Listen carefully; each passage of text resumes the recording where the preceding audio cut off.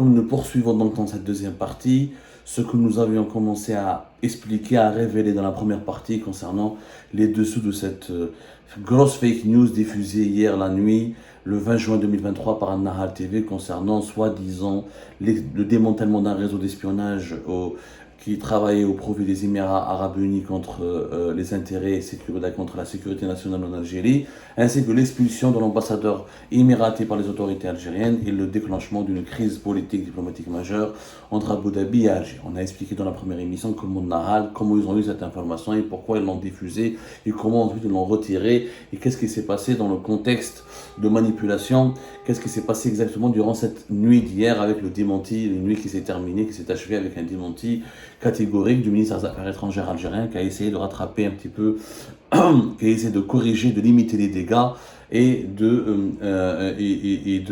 calmer un peu les esprits parce que hier on a passé une nuit très agitée et tout le monde avait pensé que les Émirats et l'Algérie étaient au bord d'une guerre. Voilà. En réalité, ça se passe très très mal. Cette fake news qui m'a retrouvé dans la première partie n'est qu'une manœuvre orchestrée par un certain clan, notamment le cercle militaire du régime algérien, l'état-major de l'AMP et l'institution militaire algérienne, qui est en train de pousser de plus en plus Abdelmadjid Tebboune, de le presser à revoir les relations d'Algérie avec les Émirats, voire même à faire comme avec l'Espagne en juin 2022, à geler les relations diplomatiques avec les Émirats Arabes Unis.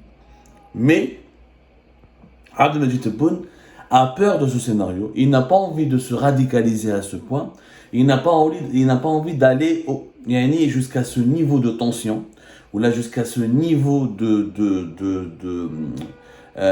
radicalité avec les Émirats Arabes Unis qui restent avec l'Arabie Saoudite parmi les deux pays les plus importants du monde arabe. Ce sont pratiquement les deux pays les plus riches du monde arabe. Et déjà, Abdelmadjid Tebboune, ses relations sont très très compliquées avec l'Arabie Saoudite et les Émirats. Il n'a pas envie d'avoir donc des problèmes supplémentaires. Je dis bien des problèmes supplémentaires. Pour une raison simple, c'est qu'il a envie de rester au pouvoir en 2024. Il veut rester à la tête de l'État algérien en 2024. Il veut faire un deuxième mandat. Déjà, il a de très mauvaises relations avec beaucoup de pays européens. Là, après sa visite en Russie, il a déjà provoqué l'hostilité et la méfiance, il a aggravé l'hostilité et la méfiance de l'Occident. Il ne peut pas rester président d'une Algérie, d'une Algérie pérenne, si même au Moyen-Orient, il continue d'avoir de très mauvaises relations avec l'Arabie Saoudite et les Émirats Arabes Unis, qui sont les deux grandes puissances du moment dans le monde arabe, avec l'Arabie Saoudite, pays le plus riche. Le deuxième, c'est les Émirats Arabes Unis, qui riches et à la fois influents sur la scène géopolitique. Les Émirats et l'Arabie Saoudite sont devenus de véritables puissances régionales qui interviennent dans le dossier iranien, dans le dossier yéménite, dans le dossier syrien, dans le dossier égyptien, tunisien, le soudanais, là où il y a des conflits, là où il y a des problèmes géopolitiques dans la région. L'Arabie Saoudite et les Émirats sont toujours les premières tours de contrôle, on va dire, les négociations, les pourparlers, les interventions, tout se fait à Abu Dhabi et à Riyad. Or, depuis son arrivée au pouvoir, Abdelmadjid Tebboune a de très mauvaises relations avec Abu Dhabi et Riyad. Que reprochent les hauts responsables de l'institution militaire aux Émirats? Pourquoi il y a une méfiance? Pourquoi une volonté? Pourquoi une volonté de vengeance? Pourquoi il y a une hostilité de la part de certains cercles au sein de l'institution militaire par rapport aux Émirats? En fait, ce que les généraux algériens n'acceptent pas, ils acceptent de moins en moins, c'est le soutien militaire affiché par les Émirats Arabes Unis au Maroc. C'est ça le problème. La crise algéro-marocaine au lendemain de la reconnaissance de la reconnaissance américaine de la souveraineté marocaine sur le Sahara occidental et tout ce qui s'est passé en décembre 2020, ensuite la normalisation du Maroc la normalisation des relations diplomatiques du Maroc avec Israël, et là le régime algérien a décidé l'été 2021 de rompre ses relations diplomatiques avec le Maroc et d'ensuite fermer son espace aérien à tous les avions provenant du Maroc en septembre 2021. À ce moment, cette politique anti-marocaine du régime algérien n'a pas du tout été approuvée, ni visiblement appréciée par les Émirats Arabes Unis. Les Émirats Arabes Unis ont commencé par donner des armes. Ça s'est passé d'abord à partir de fin de l'année 2021. Quand les Émiratis ont vu que les Marocains pouvaient être en grosse difficulté par rapport à l'Algérie, que l'Algérie avait des discours très violents, très agressifs, et qu'il y a des démonstrations militaires musclées de la part de l'armée algérienne, des exercices militaires assez musclés, qu'il y avait une nouvelle course à l'armement, et que l'Algérie s'était beaucoup rapprochée en 2021 de la Russie de Vladimir Poutine pour acquérir de nouvelles armes, et que l'Algérie voulait acheter pour 11 milliards de dollars d'armes russes en 2022, et quand les Émiratis ont vu que l'Algérie pouvait faire la guerre au Maroc et que le scénario d'une confrontation militaire avec le Maroc était sur la table des dirigeants algériens, les Émiratis ont décidé de se solidariser avec le Maroc. Qu'est-ce qu'ils ont fait? Fin de l'année 2021, décembre 2021, ils ont décidé d'offrir plusieurs avions de Mirage, qui étaient des avions de chasse français. Les Émiratis ont renouvelé leur flotte. Il y avait une flotte de presque 100 Mirages. Les Émiratis ont décidé de les offrir 80 Rafales. Voilà, 80 Rafales. Ils ont décidé d'offrir leurs anciens avions de chasse français aux Égyptiens et aux Émiratis. Les Émiratis, ils ont changé, ils ont acheté 80 Rafales et quelques. Leurs anciens avions français, une soixantaine de Mirage 2009, qui ont été acquis par les Émirats en 1998, les Émiratis ont décidé de leur faire un cadeau au Maroc et à l'Égypte. Une bonne partie pour le Maroc, une autre partie pour l'Égypte. Et cet acte, ce geste-là, depuis 2021, a suscité la colère des dirigeants algériens, notamment des militaires algériens, qui ont interprété ce geste comme étant une alliance militaire conclue directement entre les Émirats et le Maroc au détriment et contre l'Algérie. Ils ne l'ont pas du tout apprécié, parce que quand tu offres quand même plusieurs dizaines d'avions de chasse, là, tu appuies militairement le Maroc. Les dirigeants algériens. Ensuite, il y avait des livraisons, des informations de plus en plus précises. En janvier 2022, par exemple, il y a eu un pont aérien militaire entre les Émirats arabes unis et le Maroc, et des avions militaires émiratis qui ne sont pas passés par le ciel algérien. Ils sont passés par un autre itinéraire, ont fourni au Maroc plusieurs équipements militaires dans des drones chinois de surveillance et de repérage et d'espionnage. Il y a eu au moins 17 vols militaires en janvier 2020, entre décembre 2021 et janvier 2022, entre des bases militaires émiraties et des bases militaires marocaines. Et là, ça a été interprété aussi par les dirigeants algériens comme un soutien affiché et ostentatoire par les Émirats arabes unis au Maroc. Les Émirats arabes unis ont constitué avec le Maroc un front militaire contre l'Algérie. C'est comme ça que les dirigeants algériens l'ont perçu. Les militaires l'ont perçu comme ça. Comme déjà le Maroc avait signé une alliance militaire avec Israël en novembre 2021, une alliance qui a été renforcée par plusieurs nouveaux accords en 2021, en 2022 comme en 2023. Donc, pour l'Algérie, il y a un front qui regroupe les Émirats, le Maroc et Israël contre la sécurité nationale, contre les intérêts suprêmes de l'Algérie. Salat, il y a un grand débat au sein du régime algérien. Que faire face aux Émirats? Que faire face aux Émirats? Il y a deux tendances. Les problèmes, le soutien militaire émirat, ça c'est ce qu'on sait, la face visible. Mais visiblement, il y a une autre face invisible.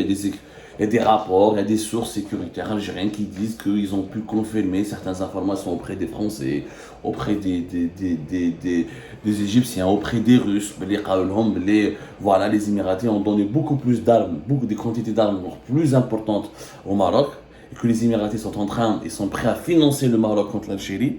Donc, il y a plusieurs récits. Après, il y a des informations que nous avons du mal à vérifier. Il y a ce qui est sûr, ce qui est confirmé par voie officielle. Il y a ce qui relève du sécuritaire. Ça peut être de l'interprétation, ça peut être de l'analyse, ça peut être des fois de la spéculation. Mais c'est du renseignement. Et le renseignement, des fois, il est surexagéré, il est décontextualisé. En tout cas, il y a un reproche du côté algérien. On reproche aux Émiratis de vouloir financer le Maroc, vouloir financer un effort de guerre du Maroc contre l'Algérie, de vouloir appuyer militairement l'Algérie de vouloir appuyer militairement le Maroc contre l'Algérie, de financer un effort de guerre du Maroc contre l'Algérie. Moi, j'ai un peu à ces problèmes-là, il faut rajouter qu'il y a une incompréhension entre le Tebboune et les pays du Golfe. entre les deux principales monarchies. Tebboune s'entend bien avec les Qataris, mais il ne s'entend pas du tout avec les Émiratis et les Saoudiens. Pourquoi? D'abord, Tebboune a choisi le camp du Qatar et de la Turquie dès son arrivée au pouvoir.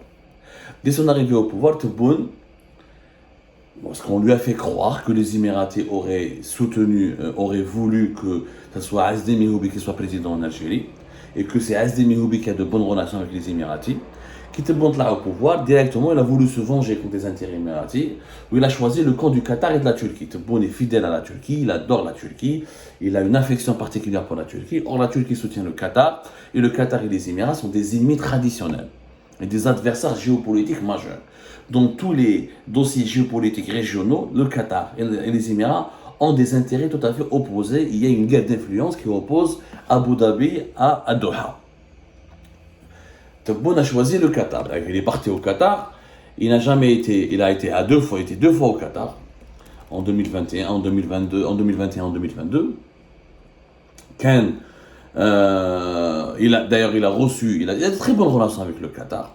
Très bonnes relations avec le Qatar. Une visite importante des Dallas au Qatar, alors qu'il n'a jamais été enclin à améliorer ses relations avec les Émiratis. Donc les Émiratis ont perçu dès le départ, ils ont perçu, voilà, Tebboune était en février 2022 au Qatar, ensuite lors de l'inauguration de la Coupe du Monde, fin de l'année 2022, il a été aussi l'un des invités d'honneur du Qatar. Donc les Émiratis ont perçu dès le départ Abdelmajid Tebboune comme un décideur anti-émirati qui contre leurs intérêts, qui contre eux, et qui veut privilégier l'axe Ankara-Doha au détriment de l'axe Riyad-Abu Dhabi. Donc les Émiratis ont riposté en privilégiant le Maroc, en armant le Maroc, en essayant d'aider le Maroc à contrecarrer l'influence du régime algérien. Voilà, c'est ça la véritable équation géopolitique. À cela aussi, il faut rajouter qu'il y a des problèmes quasiment personnels, que les dirigeants émiratis n'aiment pas Tebboune. Ils ne l'apprécient pas. D'ailleurs, récemment, le 16 juin 2023, Tebboune, quand il est arrivé à Saint-Pétersbourg, il y avait le président des Émirats Arabes Unis, Mohammed Ben Zayed, qui était là. Qui est venu voir pendant quelques heures Vladimir Poutine, et s'est promené avec lui dans les stands d'exposition de la Foire internationale économique de Saint-Pétersbourg, où les Émirats Arabes Unis étaient l'invité d'honneur. C'était eux les invités d'honneur. Il y a eu un entretien en aparté entre Mohammed Ben Zayed Nahyan et Vladimir Poutine, mais à aucun moment le dirigeant algérien n'a pu s'approcher de son homologue émirati. Ils ne se sont pas serrés la main, ils n'ont pas pris une photo ensemble, ils ne se sont pas du tout parlé, alors que les deux sont participés au même événement. Sauf que Tebboune est venu faire une conférence et a fait plus, il a fait pire, on va dire, il a fait mieux, voilà, il a fait mieux que Mohammed Ben Zayed Al Nahyan, puisque lui il a participé à un débat, conférence de presse conjointe et une séance de questions-réponses. Mohammed Ben Zayed Al Nahyan a refusé, il est juste venu remercier Vladimir Poutine d'avoir fait des Émirats Arabes Unis l'invité d'honneur de cette édition 2023 du Forum économique international de Saint-Pétersbourg, et s'est entretenu avec Vladimir Poutine au Jarrah. Tebboune a été un artisan majeur de l'exposition médiatique ou là de la mise en valeur de ce forum économique de la Russie. Mohammed Ben Zayed, c'est juste dans un cadre bilatéral, de bonnes relations avec la Russie. Mais les deux hommes se sont évités. Et d'après nos sources, c'est le dirigeant émirati qui n'a pas souhaité rencontrer Tebboune et qui n'a pas voulu lui parler. Les Émiratis, dès le départ, considèrent Tebboune comme un président frustre, comme un brut, il est très brut, et comme quelqu'un qui n'apprécie pas, comme quelqu'un qui est populiste. Comme Kadhafi. Pour les Émiratis, Tebboune est Kadhafi. Il a voulu se rapprocher du Hamas qui est soutenu par l'Iran, et il parle de la question palestinienne, il culpabilise, il donne des leçons de morale aux pays arabes qui ont normalisé leurs relations avec Israël, et les Émirats Arabes Unis font partie des premiers pays en 2020 d'avoir normalisé et d'avoir développé leurs relations avec Israël. Il donne un discours nationaliste pan-arabe qui est vécu comme étant comme qui est perçu comme étant des propos comme étant de la condescendance à l'égard des autres pays, notamment de la monarchie du Golfe, où Tebboune il veut se la jouer comme le leader des mondes arabes, etc. Et lors du sommet de la Ligue arabe, les chefs d'État de la Ligue arabe en novembre 2022, il a voulu imposer sa feuille de route. La question syrienne, c'était Tebboune, c'est l'Algérie qui a voulu imposer aux autres pays arabes la réhabilitation et le retour de la Syrie, alors que les Émirats et l'Arabie Saoudite étaient totalement contre au début. Ils voulaient gérer eux-mêmes ce dossier. Ils ne voulaient pas que l'Algérie leur dicte leur attitude, leur dicte leur conduite. Donc il y a plusieurs sujets de divergence entre Tebboune et les dirigeants émiratis. Maintenant que Tebboune hésite, Tebboune n'a pas envie d'aller jusqu'à la rupture ou la jusqu'au gel, parce qu'il sait que les Émirats et l'Arabie Saoudite peuvent lui créer des problèmes, peuvent financer des opérations de stabilisation, ont des alliés très forts. Les Émiratis et les Saoudiens maintenant sont en bon terme avec la Chine, en bon terme avec la Russie, et ils restent quand même des alliés très appréciés et importants pour l'Occident. Donc ce sont des pays puissants, qui ont beaucoup d'argent, qui ont beaucoup de réseaux, qui ont des entrées partout dans les hautes sphères du monde, et Abdelmajid Tebboune n'a pas envie d'avoir des problèmes avec eux, n'a pas envie de les traiter comme le Maroc ou comme l'Espagne. Parce qu'il sait très bien que la riposte de l'Arabie Saoudite et des Émirats sera totalement différente de celle du Maroc et de l'Espagne qui ont un pouvoir de nuisance. Notamment d'autant plus que l'Algérie est confrontée aux intérêts saoudiens et émiratis en Tunisie, en Libye, au Sahel, et que les Émirats et l'Arabie Saoudite peuvent facilement financer des rébellions, des mouvements de déstabilisation, peuvent même s'approcher, faire de l'ingérence interne et faire alliance ou la pactiser avec d'autres clans politiques en Algérie pour renverser Abdelmajid Tebboune. Abdelmajid Tebboune choisit une autre approche, contrairement à l'Espagne et au Maroc où il fait